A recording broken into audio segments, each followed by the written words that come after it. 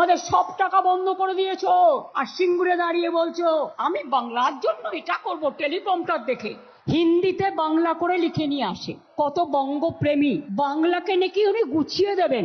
4 বছর ধরে বাংলায় বাংলার আবাসনের টাকা দেয় না, রাস্তার টাকা দেয় না, 100 দিনের কাজের টাকা দেয় না, সর্বশিক্ষার টাকা দেয় না, জলের টাকা দেয় না, ট্রেজারি ফাঁকা করছে, দেশটাকে ধ্বংস করছে।